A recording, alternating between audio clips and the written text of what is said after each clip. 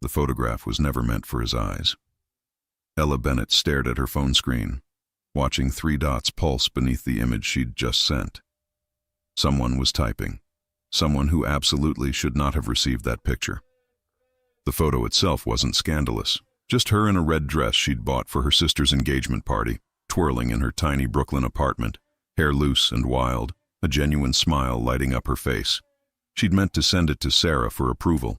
Instead, her trembling fingers had tapped the wrong contact. Dominic Castellano, her boss, the man who ran the most powerful Italian-American crime family in New York from behind the legitimate facade of Castellano Imports. No, no, no, Ella whispered. She'd only been working as his executive assistant for 3 months, hired because her late father had once done business with the Castellano family. It was supposed to be simple, managing schedules, handling paperwork, staying invisible. Her phone buzzed. Wrong number, Miss Bennett. 3 words. Cold, professional. Exactly what she'd expect from a man whose reputation preceded him like a shadow. A man known for his ice-cold demeanor, his sharp mind, and his absolute control over everything in his territory. Ella's hand shook as she typed back, "I apologize, Mr. Castellano. It won't happen again." She threw her phone onto her bed and pressed her palms against her heated cheeks. Tomorrow morning, she'd have to walk into his office, look him in the eye, and pretend this never happened. Sleep didn't come that night. The next morning, Ella arrived at Castellano Imports 15 minutes early, wearing her most conservative black suit, armor against humiliation. The building was a study in contrasts, legitimate import business on the lower floors, but everyone knew the real power resided in the penthouse where Dominic conducted his other affairs. "Morning, Ella." Marcus, the security guard, greeted her with his usual warm smile. "Boss is already upstairs. Came in at 6. Of course he did. Dominic Castellano probably didn't sleep, too busy running an empire that stretched from the docks to the Diamond District. Ella rode the elevator to the executive floor, her stomach churning. When the doors opened, she stepped into the sleek reception area and headed straight for her desk, hoping to avoid Miss Bennett. The voice stopped her mid-step, deep, controlled, with just a hint of Italian heritage running through it like dark wine. Ella turned slowly to find Dominic standing in his office doorway. At 35, he was devastatingly handsome in the way dangerous men often were, tall, broad-shouldered, with dark hair swept back from a face that could have been carved from marble. His suit was impeccable, probably worth more than her monthly rent, but it was his eyes that caught her, dark as midnight, currently fixed on her with an intensity that made her breath catch. "Good morning, Mr. Castellano," she managed, proud her voice didn't shake. "My office, now." He disappeared inside, leaving her no choice but to follow. Dominic's office was exactly like him, powerful, controlled, expensive. Floor-to-ceiling windows overlooked Manhattan, dark wood furniture, leather chairs, everything in its place, nothing left to chance. He stood behind his massive desk, hands in his pockets, watching her with that unreadable expression he always wore. "About last night," Ella started. "I want to apologize." "Tell me, Miss Bennett," he interrupted, his voice quiet but commanding. "Do you make it a habit of sending personal photographs to your employer?"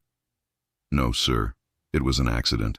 I meant to send it to my sister and yet, you sent it to me." He moved around the desk, each step deliberate. "Do you know what I thought when I received that picture?" Ella's mouth went dry. "I can imagine you thought it was inappropriate." "I thought," he continued, stopping a few feet away from her, "that it was the first time I'd seen you smile like that. Really smile. Not the polite, professional smile you wear in this office, but genuine joy." She blinked, caught off guard. What? "In 3 months, Miss Bennett, you've been the model of professionalism. Efficient, punctual, invisible." His dark eyes studied her face. "But that photograph showed me something different. Someone different." Ella didn't know what to say. This wasn't the reprimand she'd expected. However, his tone shifted, becoming businesslike again. "I deleted it, as I'm sure you'd prefer. We'll consider the matter closed." Relief flooded through her. "Thank you, Mr. Castellano." You're welcome. Now I need the Henderson files on my desk in 20 minutes. We have a meeting with the dock supervisors at 10. Ella nodded quickly and turned to leave, desperate to escape the strange tension in the room. Miss Bennett? She paused at the door, looking back. Dominic had returned to his desk, but his eyes were still on her, holding something she couldn't quite read. Red is definitely your color. Before she could respond, he looked down at his papers, dismissing her. Ella fled to her desk, her heart pounding for reasons that had nothing to do with embarrassment anymore. What she didn't know, couldn't know, was that Dominic Castellano had lied.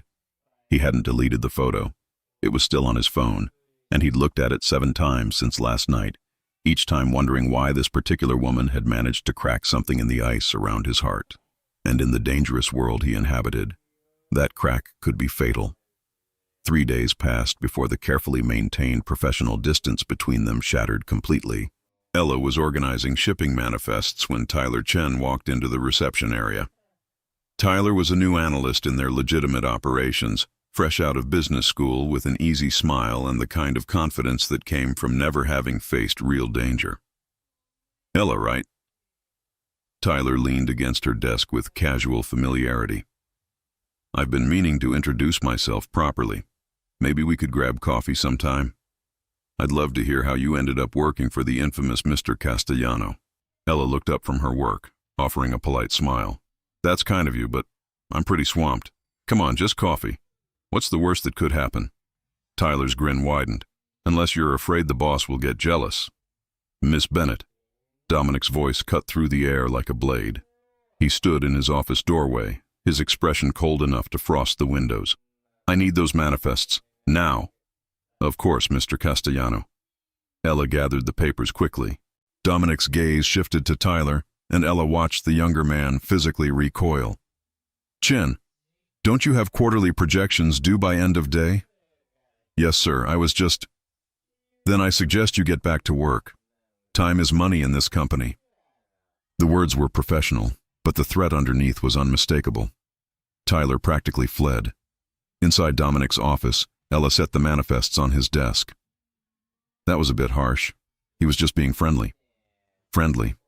Dominic repeated the word like it tasted bitter. Is that what we're calling it? What would you call it? A waste of your time and mine.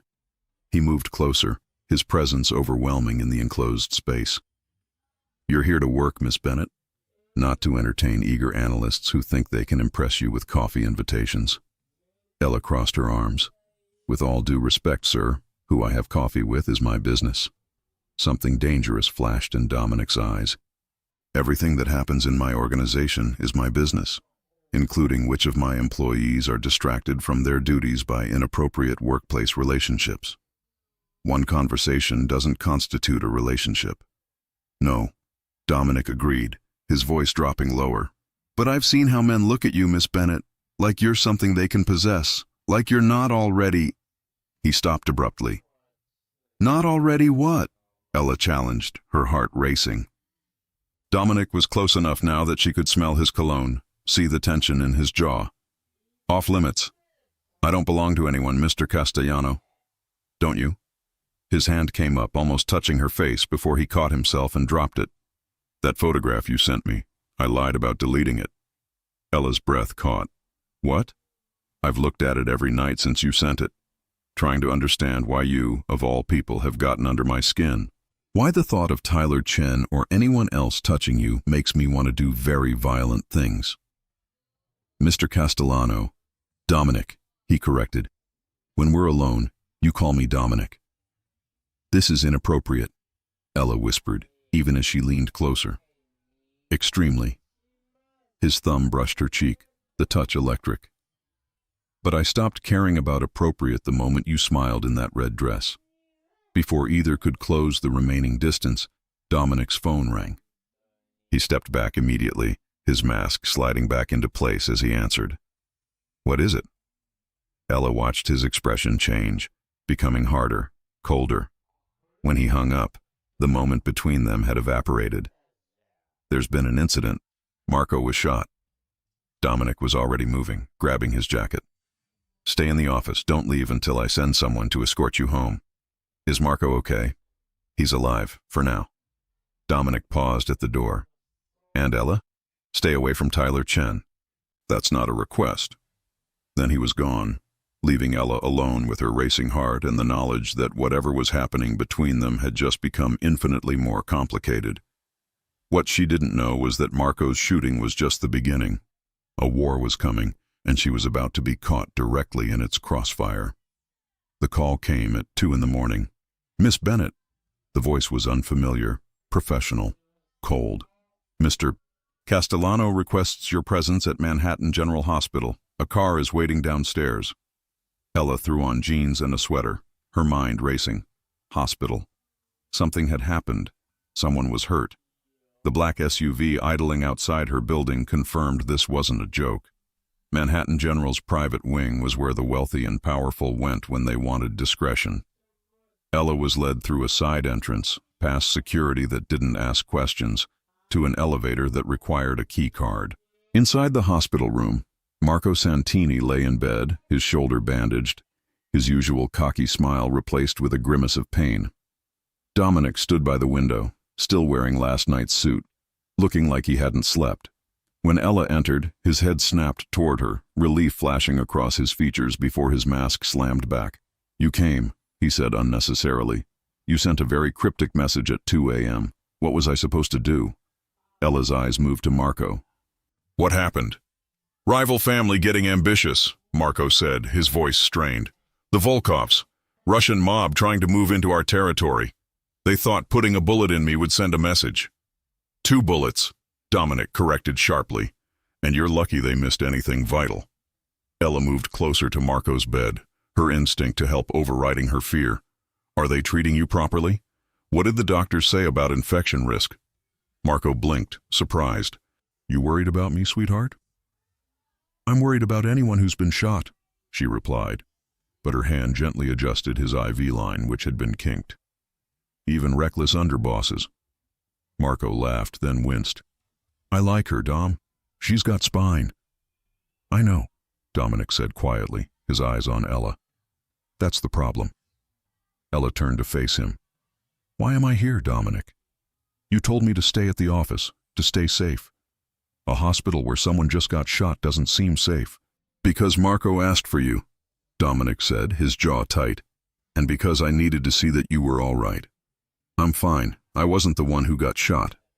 Not yet, Dominic said, so quietly she almost missed it. The words hung in the air like a threat. Ella felt ice slide down her spine. What does that mean? Marco and Dominic exchanged a look. Finally, Marco spoke. The Volkovs do their homework. They know everyone connected to us, including you. Me? Ella's voice rose. I'm just an assistant. You're the boss's personal assistant, Marco interrupted. They know your name, where you live, probably your coffee order. It's how this world works. Information is currency. Ella looked at Dominic, whose expression had gone completely cold. Is that why you wanted me here? To tell me I'm a target? You're not a target, Dominic said flatly. Because I won't allow it. But you need protection until this situation is resolved. Protection meaning what, exactly? Meaning you move to a secure location. Meaning bodyguards. Meaning you don't go anywhere without clearance from me. His voice brooked no argument. I've already had arrangements made. Ella's temper flared. You can't just decide where I live. I can, and I did. Dominic crossed the space between them. Your father worked for my family for 15 years. When he died, my father promised to look after his daughters. That responsibility fell to me. And I take care of what's mine. I'm not yours. Ella shot back. Dominic's hand cupped her face, his thumb brushing her cheek. Aren't you? Because from where I'm standing, you've been mine since the moment you sent me that picture. Since I realized I'd burn down half this city to keep you safe. Marco cleared his throat. Maybe take this somewhere private? Dominic didn't break eye contact with Ella. Come with me. In a private consultation room down the hall, Dominic rounded on her the moment the door closed. Do you understand what you've become? What you are to me? A liability. Ella said, her voice shaking. Someone you have to protect because of some promise to my dead father. No. Dominic grabbed her shoulders, firmly but not roughly. You're the woman I can't stop thinking about, the one who makes me question everything I've built, the one who's somehow become more important than my own safety. Then let me go, she whispered. Fire me, send me away. I can't. The admission seemed torn from him. I've tried to push you away, to keep this professional. But then you adjust Marco's IV without being asked, or you challenge me in my own office, and I remember why I can't let you go. This is insane. You're a criminal, he finished. A killer. A man who's done things you can't imagine. I know what I am, Ella, but I will protect you with everything I have. The question is whether you can accept that. Before she could answer, his phone rang. Dominic's expression changed as he listened, becoming harder, colder. When? A pause. How many? Another pause. I'll be there in 20 minutes. Double the guards on Marco's room.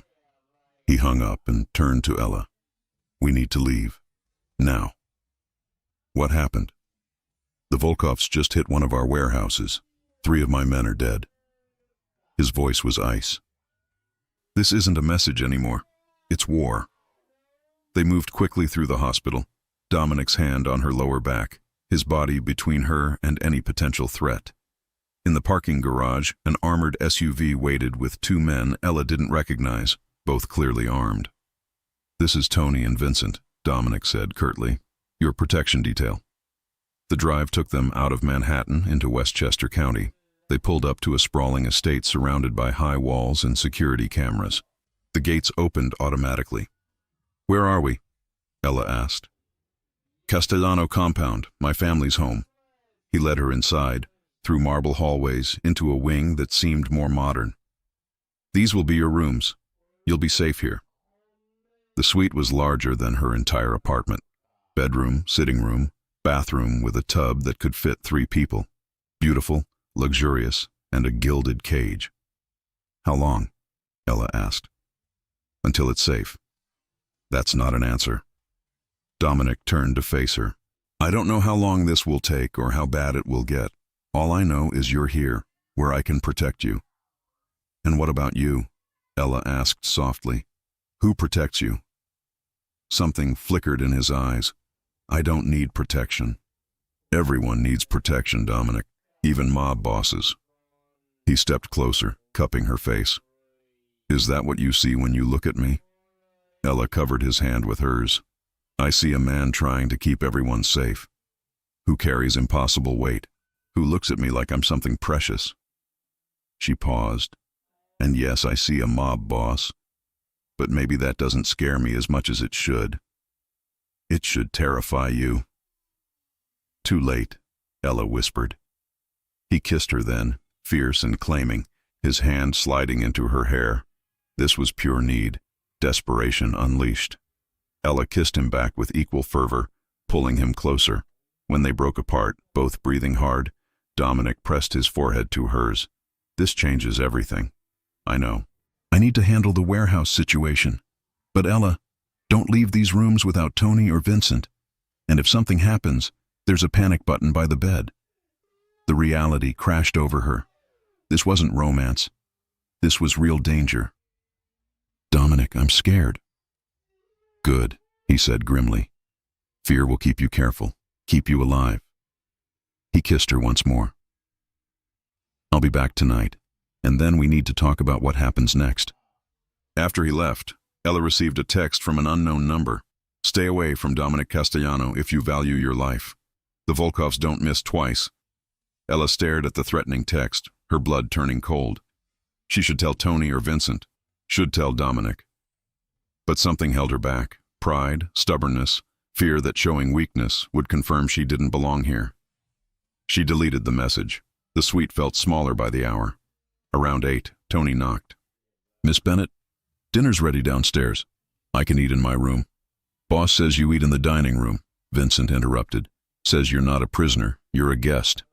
The distinction felt thin. Ella followed them to a formal dining room that could seat 20. Only one place was set. An older woman emerged from the kitchen, wiping her hands on an apron. She had kind eyes and gray hair. Finally, someone to cook for besides these animals. I'm Martha. Been taking care of Castellano men for 30 years. Sit. You're too thin. I'm really not.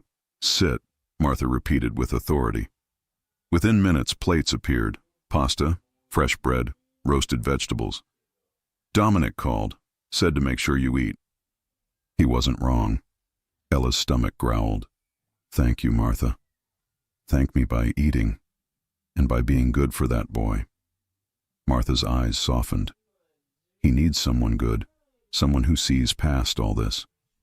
I'm just his assistant. Martha laughed knowingly. I've worked for this family long enough to know when a Castellano man is smitten. And Dominic looks at you the way his father looked at his mother. After Martha left, raised voices echoed from deeper in the house. Italian, rapid and furious. Tony appeared. Everything's fine, Miss Bennett. Family discussion. Sounds like an argument. With this family, same thing. Tony's expression was neutral.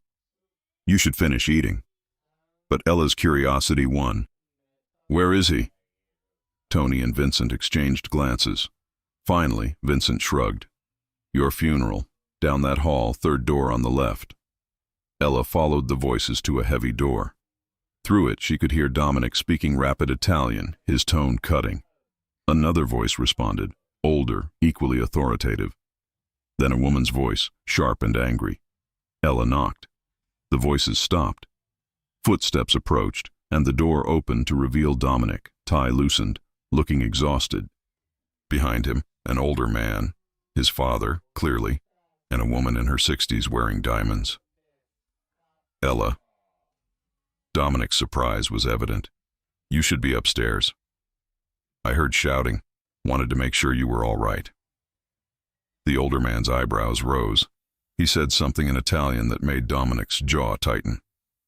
English, Papa, Dominic said curtly. I said, his father replied, accent thick, that this must be the girl Marco won't shut up about, the one who's got my son tied in knots. The woman, Dominic's mother, studied Ella with sharp eyes. She's pretty enough, but is she strong enough for this life? Mama, Dominic warned. Fair question, Dominic. His mother circled Ella like a predator. You bring a girl here during a war with the Volkovs. That tells me she matters. But does she understand what that means? Ella lifted her chin, meeting the older woman's gaze. It means I'm a target, because of who Dominic is. It means people might try to hurt me to hurt him. It means living with fear and guards. She paused. And yes, Mrs. Castellano, I understand exactly what that means. The question is whether your son understands what he's asking of me. Silence fell. Then Dominic's father laughed, booming. She's got fire. I like her. Can I speak to Ella alone now? Dominic asked. After they left, he closed the door and leaned against it. I'm sorry. My mother has no filter. They were discussing me, Ella said. They were discussing whether it's smart to keep you here, whether you're a liability. He looked at her. I told them you're neither. You're just necessary. Necessary? How romantic. Romance has nothing to do with this. Dominic crossed to her. This is survival. Me trying to keep you alive while managing a war. Then let me go. No. The word was absolute. You know what I found at the warehouse? 3 of my men, dead. And a message spray-painted on the wall. Castellano's queen is next. His hands gripped her shoulders. They know about you. They know you matter. Ella's breath caught. Queen. It's what they're calling you. Word spreads fast. The boss is protecting someone, keeping her at the compound. That means she's important. His grip loosened. That makes you incredibly valuable to my enemies. So I hide here forever? Until I end this. His dark eyes bored into hers. However long that takes. Ella stepped back. And what happens to us in the meantime? I don't know, Dominic admitted. I've never done this before. Cared about someone outside the family. Wanted someone badly enough to risk everything. He moved closer. You terrify me, Ella Bennett. Or maybe I make you stronger, Ella whispered. In my world, caring about someone gets them killed. Then change your world. Dominic laughed bitterly. If only it were that simple. He pulled her closer. I should send you away, somewhere far, with enough money to start over. But you won't. No, because I'm selfish enough to want you here. His lips brushed her temple. Even if it's the worst decision I've ever made. Ella's arms went around him. What if it's the best decision? Then we're both fools. They stood like that, finding comfort despite the danger. Finally, Dominic pulled back. It's late. I should walk you to your rooms. Stay with me, Ella said impulsively. At his raised eyebrow, she clarified. Not like that. Just stay. Talk to me. Something shifted in his expression.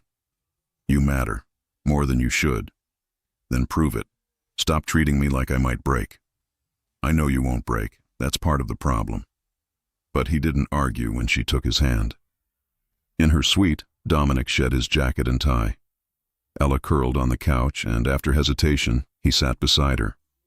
Tell me about your father, Ella said softly.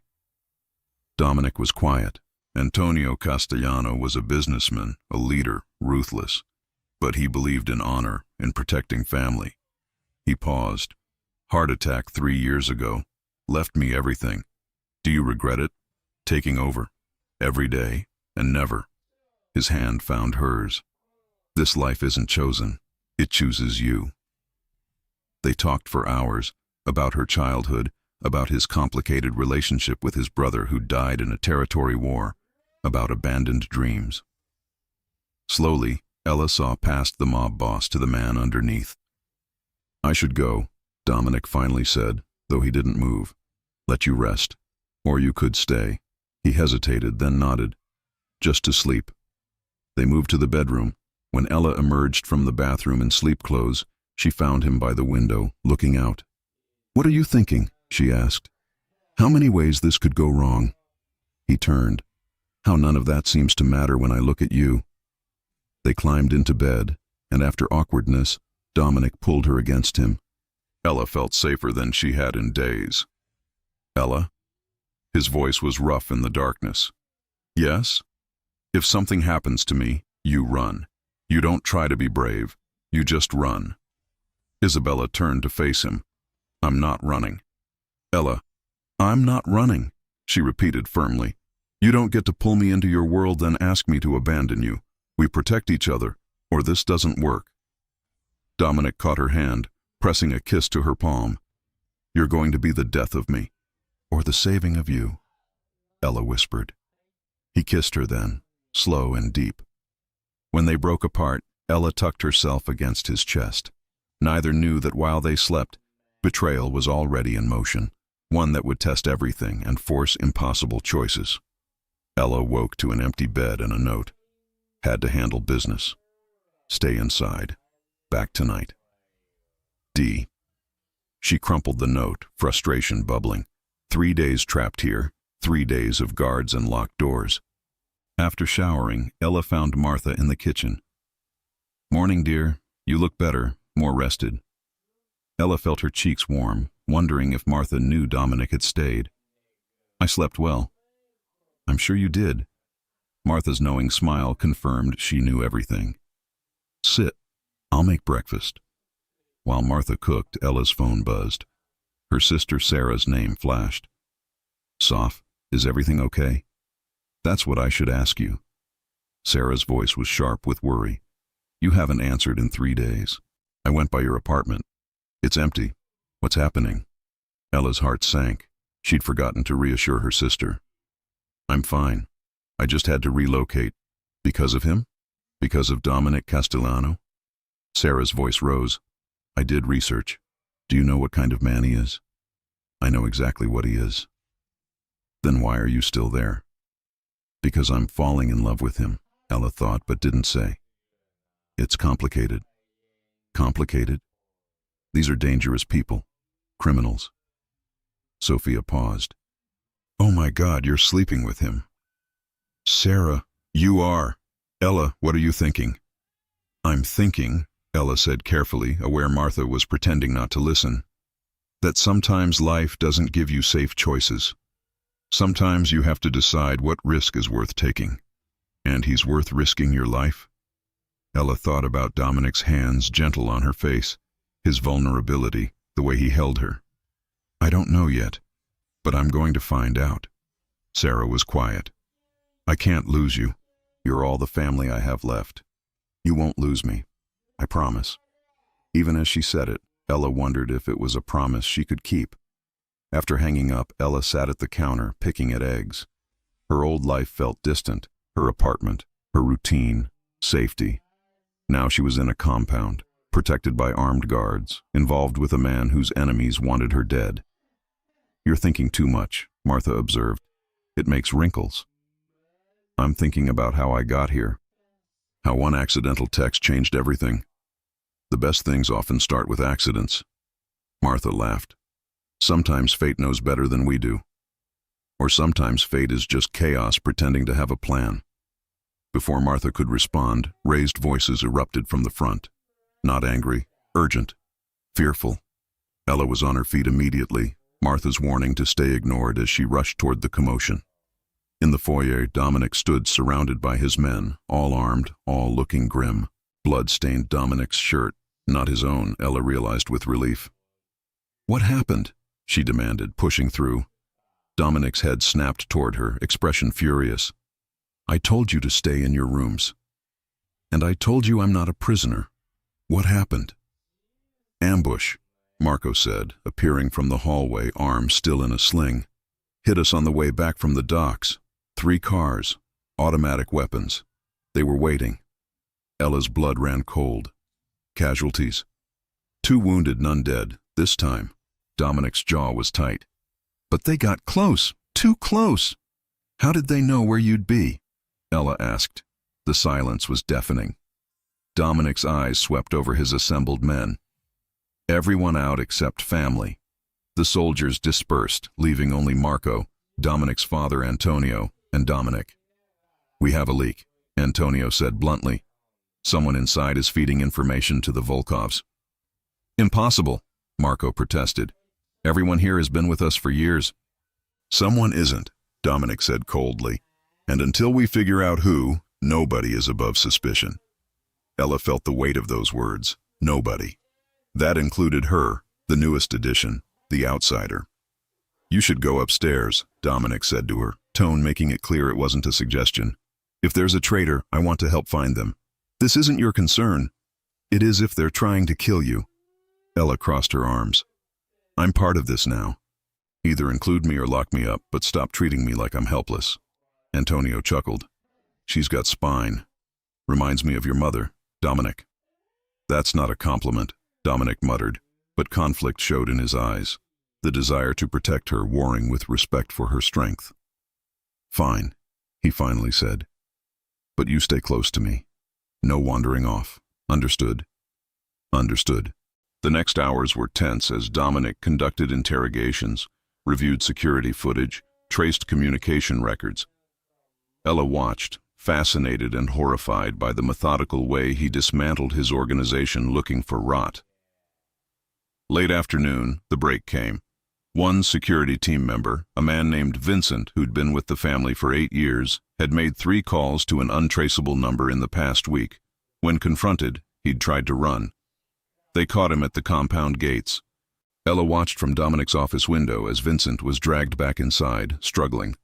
Part of her wanted to look away. Part of her couldn't. You don't need to see this, Dominic said quietly, appearing beside her. What will you do to him? What needs to be done? Will you kill him? Dominic was silent. Do you want the comfortable lie or the truth? The truth. Yes, he betrayed the family. That's a death sentence in our world. He turned her to face him. Does that change how you see me? Ella thought about it, really thought. She could be horrified, could let this be the moment she ran, but she'd seen the bodies, seen the blood. This wasn't a game. This was survival. No, she finally said. It doesn't.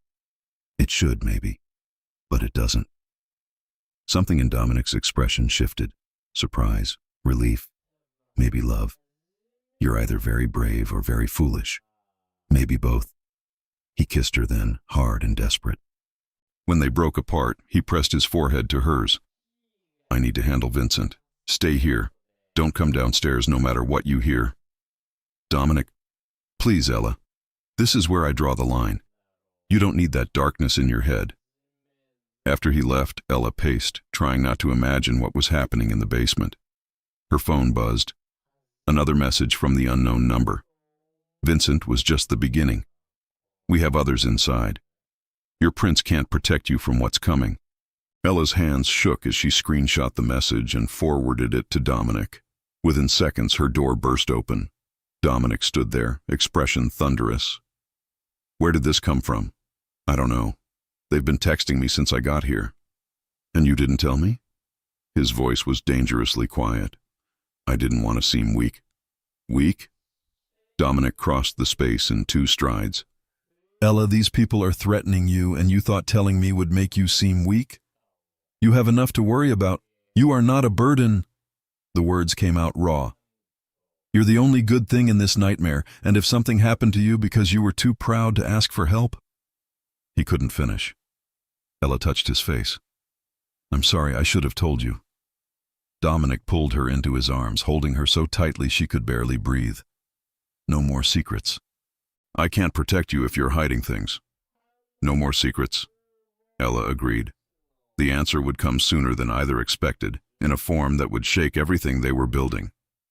Vincent's interrogation revealed 3 other informants inside the Castellano organization. By midnight, all had been identified and dealt with. Ella didn't ask for details. Some things she was content not knowing. What she did know was the compound was on lockdown, everyone sleeping in shifts, weapons visible. The war with the Volkovs had escalated from territorial dispute to existential threat. They're getting desperate, Marco explained over breakfast. He'd insisted on eating with Ella and Dominic. Going after us this hard, burning through informants, means they're trying to end this quickly. Or they know something we don't, Dominic replied, expression grim. Ella pushed eggs around her plate, appetite gone. What happens if they win? They won't, Dominic said with certainty. But if they did? Dominic set down his fork. Then a lot of people die, including probably me. The Volkovs don't believe in half measures. They'd eliminate every Castellano, every ally, every person who ever worked for us. He paused meaningfully. Everyone connected to us. The implication hung heavy. Ella forced herself to meet his gaze. So we make sure they don't win. We. Marco raised an eyebrow. Since when did you become part of the strategy team? Since I stopped being just the assistant, Ella replied. I'm involved whether I want to be, so I might as well be useful. Dominic studied her. You know about your father's work for us, but do you know the specifics? He handled accounting, financial management. He did more. He created shell companies, offshore accounts, legitimate fronts that kept our real operations hidden. He built the financial infrastructure that made the Castellano Empire possible. Dominic leaned forward. After he died, we had 3 different accountants try to take over. None could figure out half of what he'd built. Ella's pulse quickened. What are you saying? Your father left documentation, codes, passwords, account structures, but they're encrypted, hidden, protected. We've been running on what we could figure out, but there are assets we can't access. And you think I can? I think your father might have left clues meant for his daughters, something only family would recognize. Dominic pulled out a thick folder. If there's anything that sparks a memory, you want me to break into my dead father's encrypted files to help you win a mob war. Ella said it flatly. I want you to help us survive, Dominic corrected. The resources in those accounts could be the difference between winning and losing, between living and dying. Ella took the folder with trembling hands. Inside were pages of numbers, codes, references to businesses she'd never heard of. Then she saw it, a notation in her father's handwriting. Sarah's birthday, Ella's favorite song, the year we lost her. This, Ella whispered, pointing. This is personal. The year we lost her. That's when my mother died. 2012. Dominic leaned closer. Can you decode it? Maybe. Sarah's birthday is March 15th. My favorite song as a kid was Somewhere Over the Rainbow. My mother died in 2012.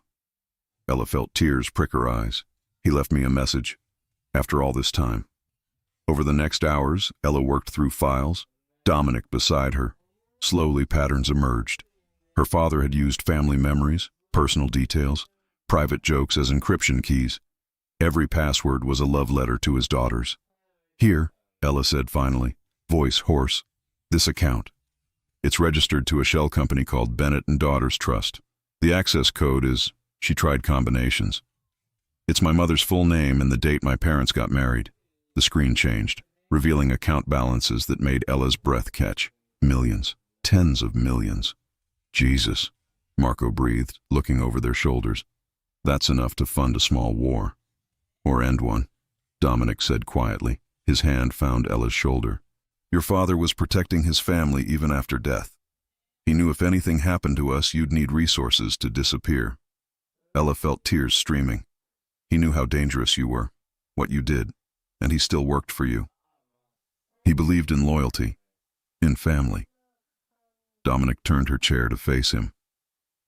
And he trusted me to protect you if something happened to him. That's why he encrypted everything to only be accessed by his daughters. He was making sure you'd always have a way out. But instead, I'm using it to help you fight. You don't have to. We could transfer all this to your name, set you up anywhere. No. Ella wiped her eyes. If my father trusted you enough to build this, then I trust you enough to help protect it. These accounts, use them. Win this war. Survive. Dominic pulled her into his arms, and Ella clung to him, crying for the father she'd lost, for the innocence she was shedding. When she pulled back, Dominic wiped her tears. You're remarkable. I'm terrified. Good. Fear keeps you smart. He kissed her forehead. But you're also brave, stronger than anyone I've known. Sweet talker, Ella managed a watery laugh. Only with you. The rest of the day was spent planning. Dominic made calls, moved money, activated contacts. By evening, the balance of power had shifted. The Castellano family was no longer on the defensive. That night, Ella found Dominic on the terrace, staring at city lights. You should be celebrating. You're winning. Not yet, but we're getting closer. He pulled her against him. You gave us that. You and your father's love for his family. Do you think he knew that I'd end up here with you? I think your father knew exactly who I was, and I think he trusted that if you ever entered my world, I'd protect you with my life. Dominic's lips brushed her temple. He wasn't wrong. Ella turned in his arms. What happens when this is over? What do you want to happen? I want... Ella paused. I want to not feel like I'm constantly waiting for disaster. I want to wake up next to you without wondering if it's the last time. I want normal. Normal isn't something I can give you. This life, my family, it's never going to be safe or simple. Then give me dangerous. Give me complicated. Give me you, Dominic. That's enough. He kissed her with an intensity that stole her breath. When they broke apart, Dominic rested his forehead against hers. I don't deserve you. Probably not, but you're stuck with me anyway. They made love that night with desperation born of knowing how fragile their happiness was. Ella memorized every touch, every whispered word. If tomorrow brought disaster, at least she'd have this. But disaster was already in motion, set by hands neither suspected. 3 floors below, someone made a phone call in whispered Russian. The real betrayal hadn't been Vincent or the other informants. Those were distractions. The real traitor was someone they both trusted completely. And tomorrow, that betrayal would bear its terrible fruit. The compound erupted at 4 in the morning. Ella woke to Dominic already out of bed, pulling on clothes, grabbing weapons from a safe she hadn't known existed. Stay here, he ordered, voice clipped and cold. What's happening? Breach, they're inside. He shoved a gun into her hands. Remember what I taught you? Ella's fingers closed around the weapon, steadier than expected. Yesterday, Dominic had taken her to the shooting range, insisting she learn. She'd protested, but he'd been adamant. Now she understood why. Safety off, aim center mass, squeeze don't pull, she recited. Good girl. He kissed her hard. Lock this door. Don't open it for anyone but me or Marco. And if someone gets through, I shoot them. Ella finished. I know. After he left, Ella locked the door and pressed her back against it, gun heavy in her hands, heart hammering. Downstairs, she could hear shouts, gunfire, violence. Minutes crawled. Ella moved to the window, carefully peering out. The compound grounds were lit up, security lights blazing. She could see figures moving, some in Castellano tactical gear, others in dark clothes with military-grade weapons. The Volkovs had come in force. A massive explosion rocked the building, throwing Ella to the floor. Glass shattered, the window exploding inward. She covered her head, feeling cuts open on her arms. When she looked up, smoke was pouring in. "Dominic," she whispered, terror gripping her. Ella made it to the door before footsteps pounded in the hallway, running, urgent. She pressed her ear to the wood. "Ella Bennett," a voice called out in heavily accented English. "We know you're in there. Come out and you won't be hurt. Stay inside and we burn the building." Ella's blood turned to ice. The Volkovs had come for her specifically. 5 seconds, the voice called. "Then we blow the door." Ella looked around frantically. The room had one exit, the door they were about to breach. The windows were too high to jump. She was trapped. Unless. She remembered Dominic mentioning a panic room. Ella ran to the walk-in closet, pushing aside clothes, searching. Her fingers found a seam in the wall, pressed, and a section swung inward, revealing a reinforced steel room barely big enough to stand in. Ella squeezed inside, just as the bedroom door exploded. Through the crack in the closet door, she watched 3 men enter, weapons raised.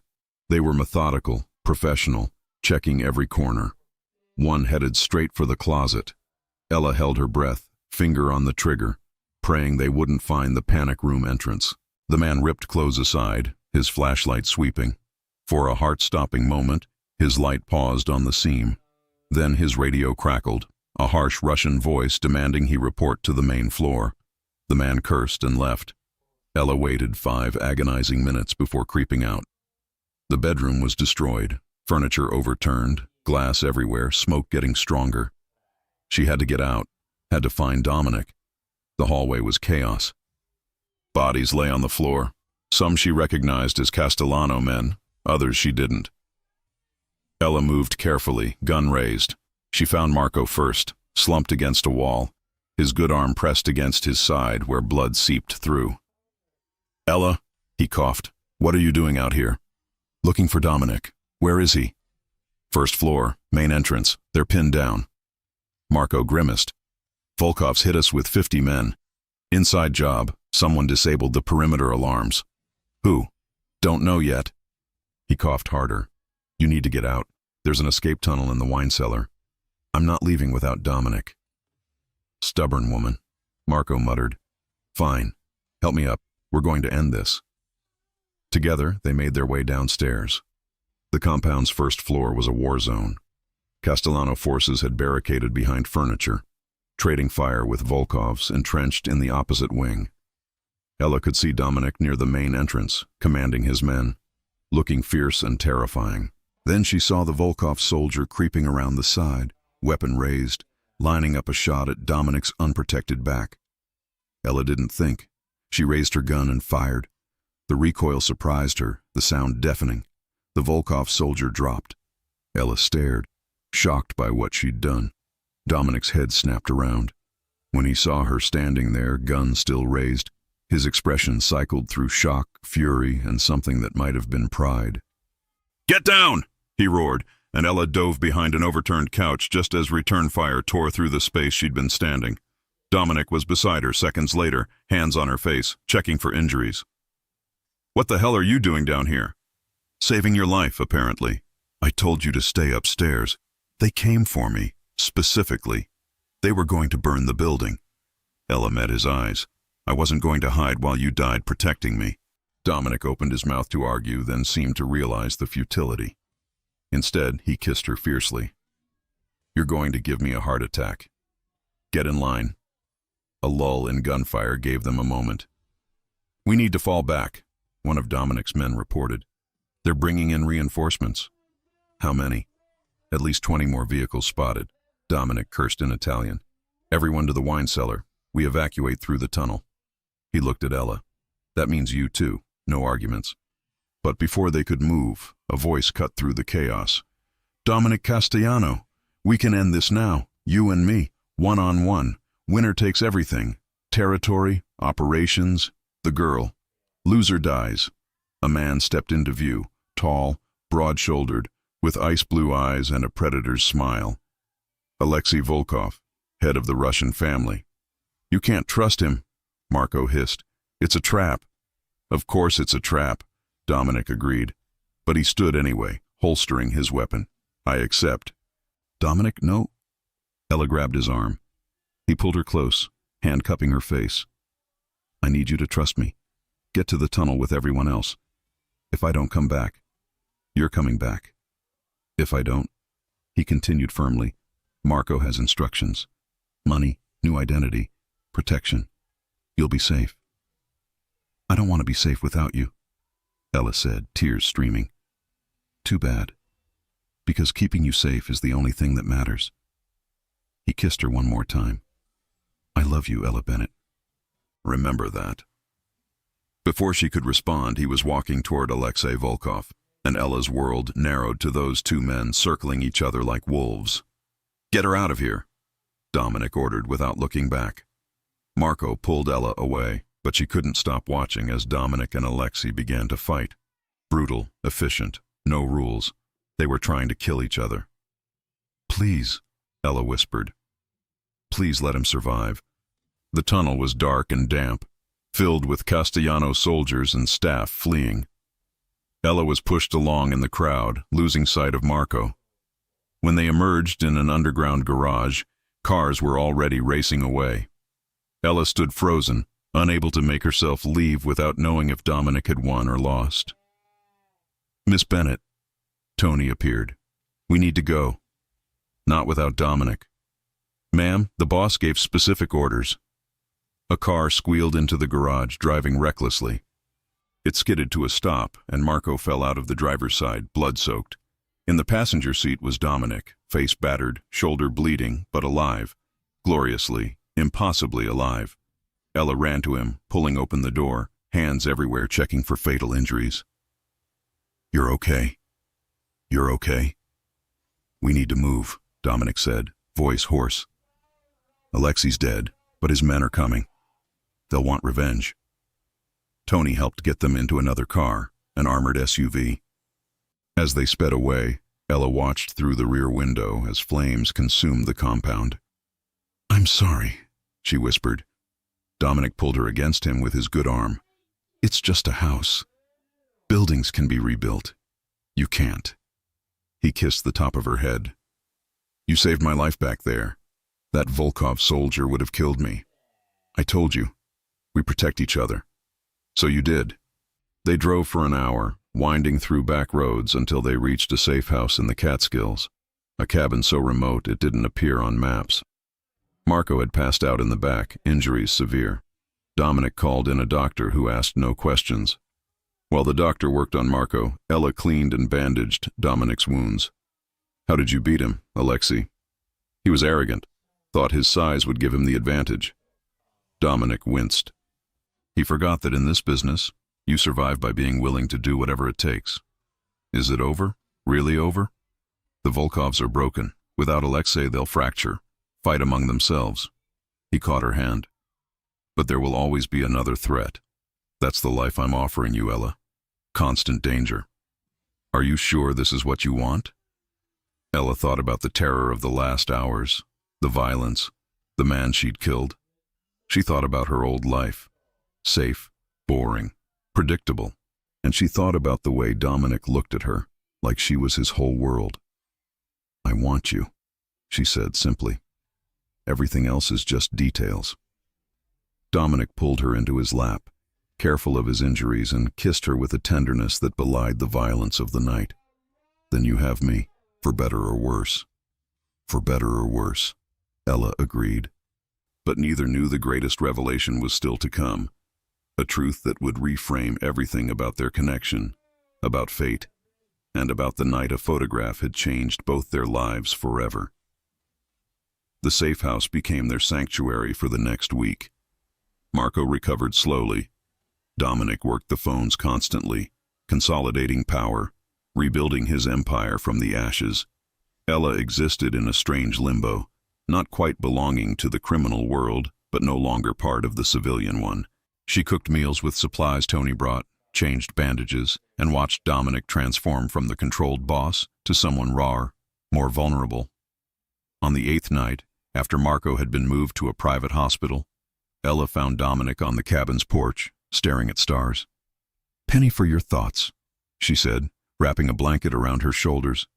"I've been thinking about your father." Dominic didn't look at her. "About the night he died." Ella's heart clenched. "He had pancreatic cancer. It was quick. That's what we told everyone, what we told you and Sarah." Dominic's voice was carefully neutral. "But that's not the whole truth."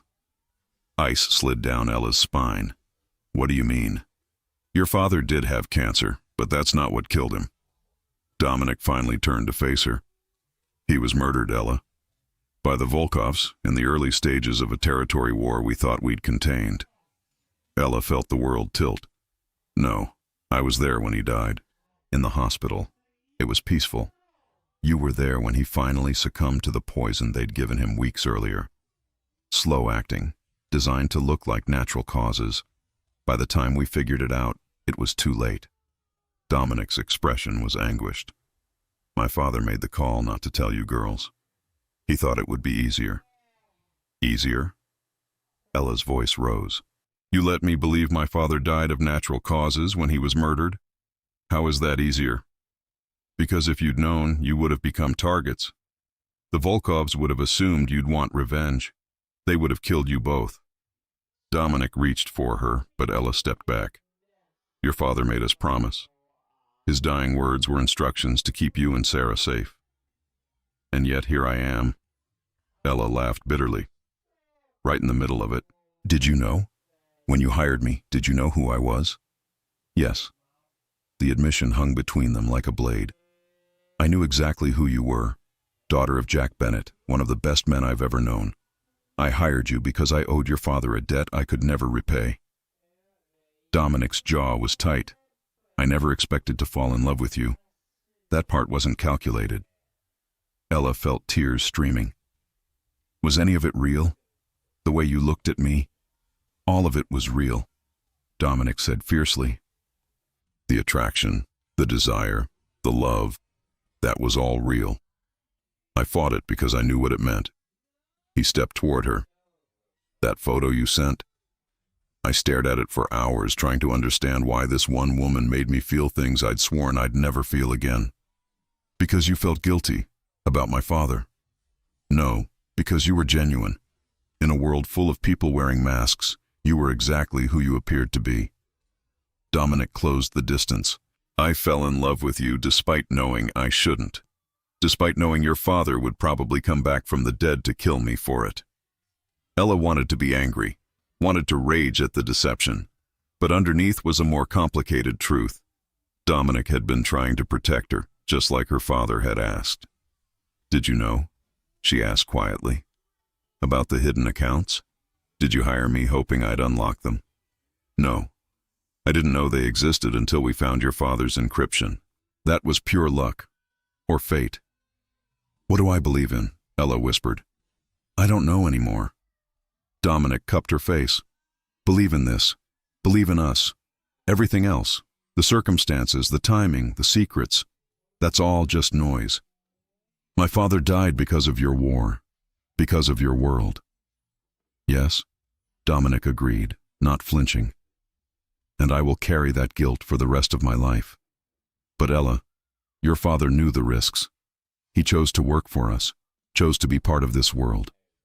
"And what about me? What might it cost me?" "Everything," Dominic said honestly. Being with me could cost you everything.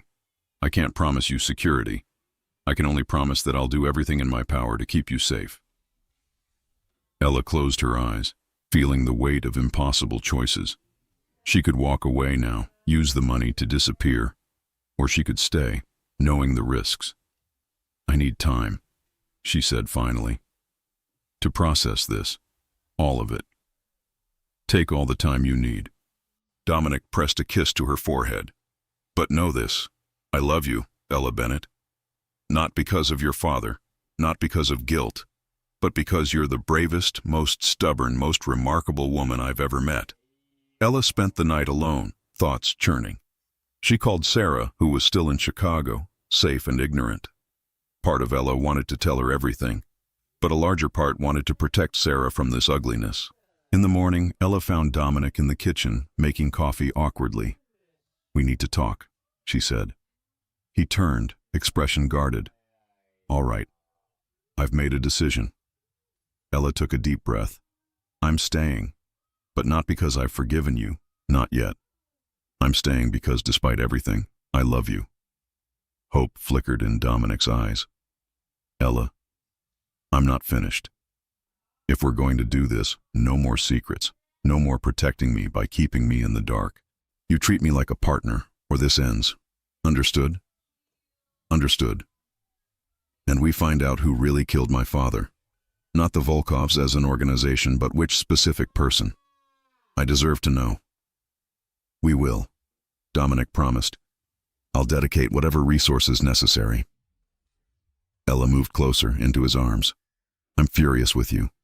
For lying, for keeping this from me. I know. You have every right. But I also understand why you did it.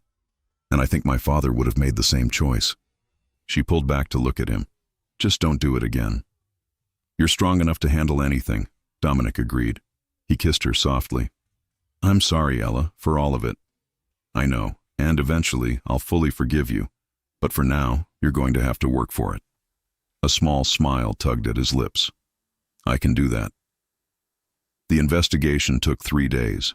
Dominic's contacts provided names, dates, methods. The truth, when it emerged, was both expected and surprising. The hit had been ordered by Alexei Volkov himself, carried out by a contract killer who'd since retired. But the information about Jack Bennett's importance, the intelligence that had made him a target, that had come from within the Castellano organization, from someone Ella had trusted. "Martha?" Ella whispered, staring at the evidence in disbelief. "The housekeeper. Not the Martha at the compound. A different woman, also named Martha, who worked for your father before the compound was built. She'd been feeding information to the Volkovs for years." Dominic's expression was grim. "After your father's death, she disappeared. We thought she'd just quit. We didn't know she was the leak until after the compound attack." Ella felt sick. "Where is she now?" "Dead. Killed by the Volkovs after the attack. Apparently they don't appreciate failures." Dominic pulled Ella close. "I know it's not the justice you wanted." "No," Ella agreed. "But at least now I know the truth. At least there are no more secrets between us." But she was wrong. There was one more secret, one final revelation that would change everything. And it would come from the most unexpected source, hidden in the code of her father's encrypted files, waiting to be discovered. The discovery came 3 weeks later when Ella was reviewing financial records, ensuring all of her father's accounts had been properly transferred and documented. She was deep in spreadsheets when she noticed something odd, a pattern in the encryption keys that didn't match the others. "Dominic," she called from the study they'd set up in the new safe house. "Come look at this." He appeared in the doorway, coffee in hand. "What did you find?" "There's another layer, hidden beneath the accounts we already accessed." Ella pointed to the screen. "See this? My father embedded a secondary encryption using a completely different algorithm. It's brilliant. Anyone who found the first accounts would think they'd found everything. Can you break it?" Ella's fingers flew across the keyboard. "He's using the same method, personal details. But these are different, more specific." She paused, studying the code. "Wait, this isn't about me or Sarah.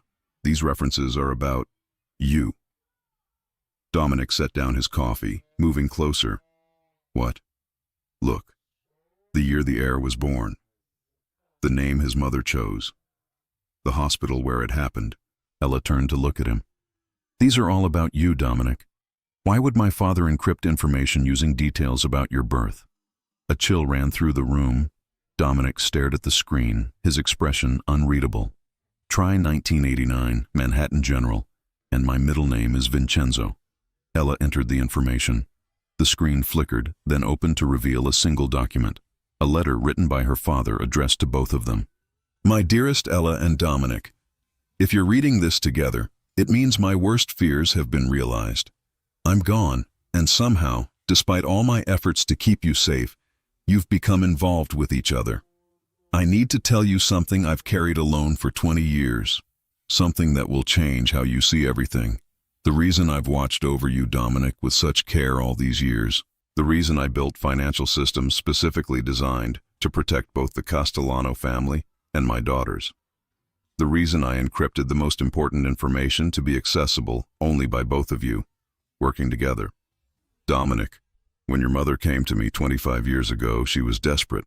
She discovered evidence that Antonio was sterile, a war injury from his youth that he'd hidden from everyone, including her. She needed an heir to secure the family's future, but she couldn't let anyone know Antonio couldn't father children.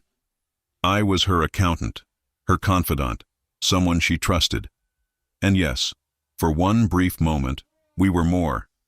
It was wrong, it was complicated, but it happened. Ella's hands shook as she continued reading. But Dominic, you are not my biological son. The DNA test your mother and I conducted after you were born proved that conclusively. Antonio is your biological father. The injury hadn't made him completely sterile, just extremely unlikely to conceive naturally. Your birth was a miracle, not an affair. So why am I telling you this now? Why encrypt this information? Because I need you both to understand something crucial.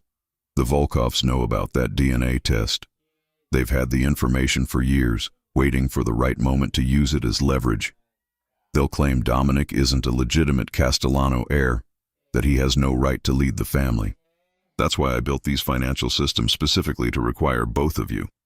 If the Volkovs try to use that DNA test to destroy Dominic's legitimacy, you can counter by showing that the family's financial empire, the true source of power, is controlled jointly by the rightful Castellano heir and the daughter of the man who built that empire. You're not related by blood, but you are bound together by something far more powerful, by the protection I tried to give you both, by the enemies who want to destroy you, and by the truth that sometimes family is defined not by DNA but by the choices we make to protect each other. If you found love in each other, you have my blessing. In fact, I hoped for it. Two people I loved more than life itself, finding strength in each other. Ella, your mother never knew about any of this. She died believing I was faithful, and that's how I want her remembered. Dominic, your father, and yes, Antonio is your father in every way that matters, never knew I ran that DNA test. As far as he knows, you're his biological son without question. And you are. Protect each other. Build something better than what I left behind. And forgive me for the secrets I had to keep. With love, Jack Bennett, Ella, and Dominic stood in stunned silence, the letter's words reverberating through the room. Ella couldn't finish the sentence. He created an entire financial structure to protect us both, from a threat we didn't even know existed. Dominic's voice was rough. The Volkovs could have used that DNA test information to tear my family apart, but your father made sure that if they tried, we'd have leverage to counter. So you're not... Ella felt relief wash through her. We're not related. Not even a little bit. No. Dominic turned to her, his hands cupping her face. We're not. Your father made absolutely sure of that before he ever orchestrated our meeting. He orchestrated it. Ella's eyes widened. You think he planned for us to meet? I think your father was the smartest man I've ever known, and I think he knew that if anything happened to him, the best way to protect both his daughters and the Castellano family was to bind us together. Dominic's thumb brushed her cheek. But he also knew he couldn't force it. He could only create the opportunity. Ella thought about the photo she'd accidentally sent, about how her father had encrypted files that specifically required her and Dominic to work together to access, about how every step of their journey had brought them closer together. My father was playing matchmaker from beyond the grave, she said, half laughing, half crying. Apparently. Dominic pulled her into his arms. Does it change anything, knowing that we were pushed together? No, Ella said firmly, because we could have been pushed together and still chosen to walk away. We stayed because of who we are, not because of what he planned. I love you, Ella Bennett. That's the one thing I know is real, regardless of how we met. I love you too. She pulled back to look at him. But we need to tell your family. About the DNA test, about the threat. If the Volkovs knew, others might too. We will, together. Dominic kissed her softly.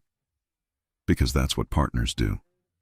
Over the next weeks, they revealed everything to the Castellano family. Antonio was shocked by the DNA test revelation, then relieved to know definitively that Dominic was his biological son.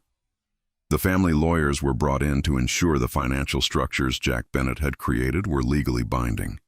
And through it all, Ella and Dominic grew stronger together, not because fate had pushed them, but because they chose each other every day. The revelation that came next, however, would test that choice in ways neither expected. 2 months after discovering Jack Bennett's letter, Ella woke in the new compound, rebuilt on different land, with better security, to find Dominic already gone. A note on his pillow. Meeting with the commission, back tonight. I love you. D. The commission. A gathering of all 5 New York crime families to discuss territory, disputes, and power structures. Dominic had been preparing for weeks, knowing his legitimacy would be challenged, knowing others would try to seize the vacuum left by the Volkov collapse. Ella spent the day restless, unable to focus. Marco found her in the garden around noon, his arm finally healed. He'll be fine, Marco said, sitting beside her on a bench. Dom's been preparing for this his whole life. What if they challenge him? What if someone knows about the DNA test? Then he shows them what your father built. Shows them that questioning Dominic's legitimacy means losing access to the financial empire that funds half the families in New York. Marco smiled. Your father was a genius. He made Dominic unchallengeable. By binding him to me. By giving you both power. Together, you're stronger than any single family. Marco paused. You know what you are now, right? To the other families? Dominic's woman. More than that. You're the keeper of the keys. The one who controls access to the money. That makes you one of the most powerful people in New York's underworld. Marco's expression grew serious. They're going to come after you, Ella. Not with bullets, with offers, alliances, promises. They'll try to turn you against Dominic, or buy you, or seduce you away. That won't work? I know, but you need to be prepared. Marco stood. The life you've chosen. It's not going to get easier. It's going to get more complicated, more dangerous. Are you ready for that? Ella thought about everything she'd survived. The attack on the compound, killing a man to save Dominic, discovering her father's secrets.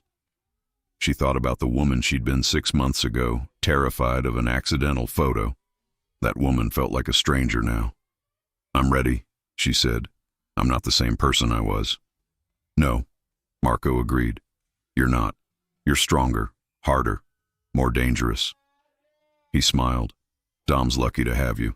Dominic returned at 8 that evening, looking exhausted but victorious. It's done, he said, pulling Ella into his arms.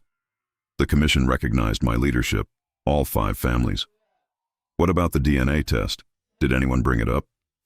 Salvatore De Luca tried. Said he had information that could question my legitimacy. Dominic's smile was sharp. I told him to present it. When he mentioned the DNA test, I presented the financial records. Showed them exactly how much money flows through the systems Jack Bennett built.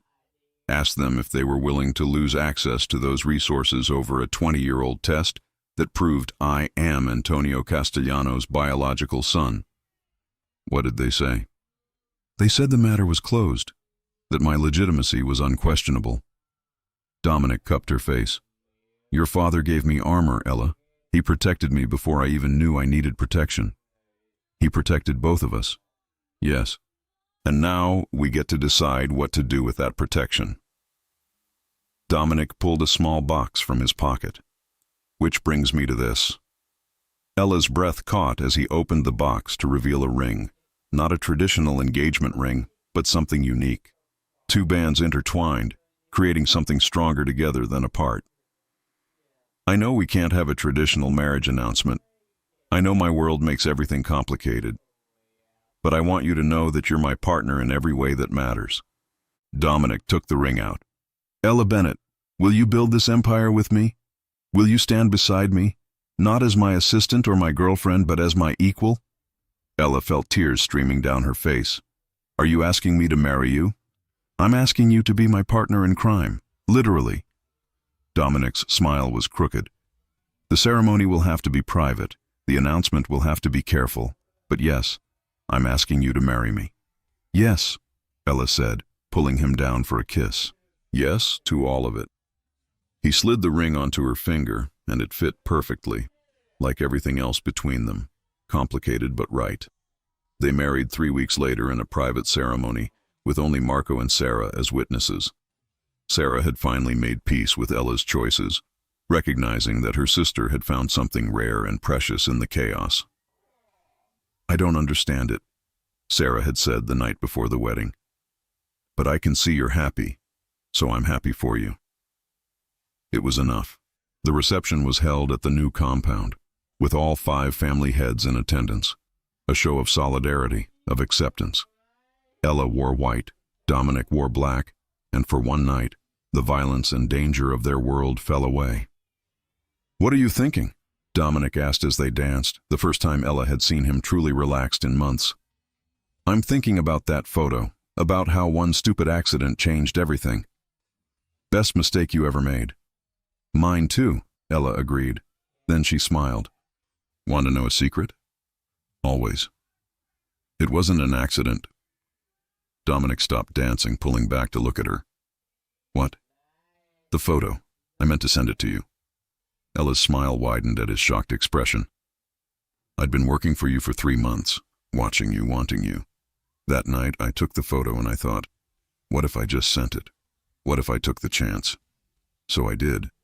And then I panicked and pretended it was an accident. You... Dominic stared at her. You deliberately sent me that photo? I did, and you lied about deleting it. So really, we're both guilty of manipulation from the start. Ella laughed at his expression. Are you angry? Angry? Dominic pulled her closer, his eyes blazing. I'm impressed. You played me from the beginning. I learned from the best. Yes, Dominic agreed, kissing her deeply. You did. Later that night, as they lay together in their new bedroom, Ella thought about the journey that had brought them here. It had started with a calculated risk disguised as an accident. It had grown through danger and violence and impossible choices. And it had ended, or rather begun, with 2 people choosing each other despite every reason they shouldn't. Dominic? Ella said into the darkness. No regrets? Not one. His arms tightened around her. You? Not a single one. And it was true. Ella had walked away from safety, from normalcy, from every sensible choice. She'd chosen danger, chosen complication, chosen a man whose world was built on violence and power. But she'd also chosen love. Real, fierce, uncompromising love. The kind that didn't fit into neat categories or follow society's rules. The kind that was worth fighting for, worth killing for, worth building an empire around. 3 years later, Ella stood in Dominic's office, their office now, reviewing financial reports. The empire had grown, expanded, become more powerful than ever. And she was at the center of it, not as a trophy or a figurehead, but as a true partner. Mrs. Castellano, Marco said, poking his head in. The Shanghai delegation is here. Send them to the conference room. I'll be there in 5 minutes. After Marco left, Dominic emerged from the adjoining office. Ready to terrify some Chinese businessman? Always, Ella replied, straightening her jacket. She caught sight of herself in the window's reflection. Poised, powerful, dangerous. The woman she'd become. You know what I love about you? Dominic said, wrapping his arms around her waist from behind. What? You sent me that photo on purpose. You knew exactly what you were doing. You decided you wanted me, and you went after what you wanted. He kissed her neck. You're exactly like me. That's why we work. Ella turned in his arms. Manipulative and dangerous. Strategic and fearless, Dominic corrected. We built this together. An empire that's stronger than any single family because it's built on partnership, not hierarchy. My father would be proud. He would be. Dominic kissed her softly. He orchestrated our meeting, but you engineered our connection. That photo wasn't fate. It was choice. Your choice. And that, Ella thought as they walked together to the conference room, was the real truth of their story. Not a romance born from accident or destiny, but from deliberate choice. She'd chosen to send the photo. He'd chosen to keep it. They'd chosen each other, again and again, through violence and danger and impossible circumstances. Love wasn't fate in their world. It was strategy, risk, calculated gamble. And they'd both wagered everything on each other. Some would call that foolish. Others would call it beautiful. Ella called it victory. If you enjoy stories like this, take a moment to subscribe to the channel. That's how I'll know you truly liked it. Even if you're watching on your TV, grab a second to join this family of fans who love emotional and heartfelt stories. Your support means everything, and it helps us bring you even more tales like this one.